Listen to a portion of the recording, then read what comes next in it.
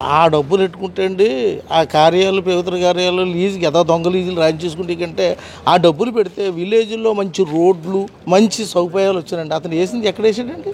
మొన్న పెన్షన్లోనే చూడండి, పెన్షన్లే మహానుభావుడు 24 అవర్స్లో పంచిపెట్టాడు 1,30,000 మందితోటి.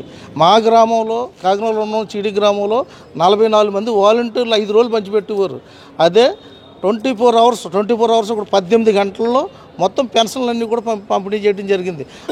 ఈ ఎలక్షన్ పేరు చెప్పి ఇతను ఎదవ మాట్లాడి 34 మందిని పట్టును పెట్టుకున్నాడు జగన్మోహన్ రెడ్డి.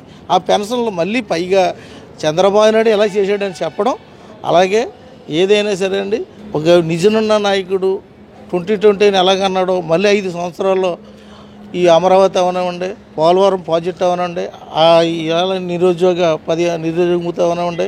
గత నేను 20 సంవత్సరాల నుంచి పార్టీలో నేను పనిచేస్తున్నాను. సార్ ఇప్పుడు 30,000 టన్నులు కానీ రేషన్ బియ్యం దొరకడంపై మీరేమంటారు? 30 రేషన్ బియ్యం అండి కాకినాడలో కానీ అక్కడ దాచుకోవటమే కదండి. దొంగలండి, పందికొక్కుల్లో దాచేసుకున్నారు వాటిని. మాది కాకినాడలో ఉన్న చీడిగండి. వాళ్ళు దొంగలుగా బస్తాలు దగ్గరికి ఏంటంటే 600 బస్తాలు ఎంతో 16,000 బస్తాలు దొంగలండి. సంచుడి మార్పిడి వాళ్ళ టన్నులు వాళ్ళే ఈ రేషన్ బియ్యం చేసేటు మళ్ళీ అమ్మేటి వాళ్ళ దొంగలండి. పందికొక్కుల్లో తయారైపోయారు. ఈ నెలల్లోనే మొన్న ఎవరండి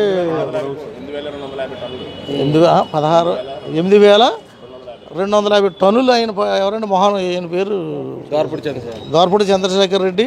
తర్వాత దాన్ని మొన్న నాదెండ్ల మనోహర్ గారు వచ్చి 3 రోజులు ఉండి ఇన్స్పెక్షన్ చేసి మొత్తం ఏమున్నదంతా కూడా బయటకు లాగారు. త్వరలో ఇంకా బయటపడతాయి, అన్నీ కూడా ఇంకా ఉన్నాయి. కాకినాడలో ఇంకా పందికొక్కులు దగ్ధం చేస్తే జగన్మోహన్ రెడ్డి సమర్థించడంపై మీరేమంటారు? చాలా తప్పండి. అక్కడ కీరుగా ఆపడుతుంది కదండి. కీరుగా అతను ఒంటరికి వెళ్ళాడు, ఈవీఎం తీసుకున్నాడు, కొట్టేశాడు అతను. కీరుగా అక్కడ అంత కొడితే తెప్పాడు. అంతకంటే సీఎం నుండి రెడ్ హ్యాండెడ్గా అక్కడ చూస్తూ ఒక సామాన్యమైన తెలుగుదేశం కార్యకర్తలు అడ్డుకున్నాడు. ఇంకా నేను కొట్టబోయాడు. అది చాలా తప్పండి. అది ఆ విషయంలో వాళ్ళు ఏంటంటే ఇంకా రాక్షస పనులండి. ఎవరైనా మాట్లాడుతుంటే కొట్టేయటం, ఏదైనా చేసింటే కొట్టేయటం. ఇప్పుడు బ్రహ్మాండం అండి. అసలు ఎక్కడికి వెళ్ళండి, ఎక్కడికి ఒక ఎంఆర్ ఆఫీస్కి వెళ్ళండి, జిల్లా పరిషత్కి వెళ్ళండి, ఎంత గౌరవంగా ఏం కావాలని చూసుకుంటూ ఒక పేదవాడు ఎవరైనా వెళ్ళారంటే సమస్యకి వెళ్ళారంటే ఇప్పుడు ఇవ్వండి 50 సంవత్సరాలకి బీసీలు పెన్షన్ అన్నారు. దానికి ప్రతి ఒక్కరు ఆఫీస్కి వెళ్తుంటే వాళ్ళు తీసుకుంటున్నారు. ఇంకా కదమ్మా, ఇంకా ఎపిసోడ్ ఓపెన్ అవ్వలేదు. ఆ ఓపెన్ అయిన తర్వాత బీసీలకి 50,000 ఇచ్చింది. అలాగే నిరుద్యోగికి 1,500 ఇచ్చింది. ఇవన్నీ కూడా ఆనందంగా చేస్తారు. పరిపాలన బ్రహ్మాండంగా ఉంది సార్. ఒక అనుభవజ్ఞ నాయకుడు రాష్ట్రానికి రావడం, మళ్ళీ అధికారంలోకి రావడం, బ్రహ్మాండమైన ఆయన మేధో సంపత్తితో రాష్ట్రాన్ని ముందుకు నడుపుతున్నారు. అందులో ఎటువంటి ఢోకా లేదు. వాళ్ళు అదేగా ఏదో విమర్శ చేయాలనే చేస్తున్నారులే కానీ ఆయన పాలన గురించి వాళ్ళకి అడిగే అర్హత లేదు. వాళ్ళని ప్రశ్నించే అర్హత వాళ్ళకి లేదు. ఇప్పుడు వాళ్ళ పరిపాలన బాగుంటే ఎదుటి వాళ్ళ పరిపాలన గురించి వాళ్ళు అడగాలి. అసలు వాళ్ళకి పాలనే చేతగాని వాళ్ళు ఒక అనుభవజ్ఞుడి పాలన గురించి వాళ్ళు ప్రశ్నించే అర్హత వాళ్ళు కోల్పోయారు. బ్రహ్మాండమైన పాలసీ అండి. రాష్ట్ర ప్రజలందరూ ప్రజానికానికి పట్ల ఉచిత ఇసుక ఇవ్వడం ఒక అనుభవజ్ఞుడి వల్లే అవుతుంది. ఆయన ఎటువంటి వ్యాపార దృక్పథంతో ఆలోచించే మనస్తత్వం కాదండి. రాష్ట్రాన్ని, రాజధానిని సత్వరం అభివృద్ధి పరిచే దిశగా ఆయన అడుగులు. ఈరోజు ఉచిత ఇసుక సార్.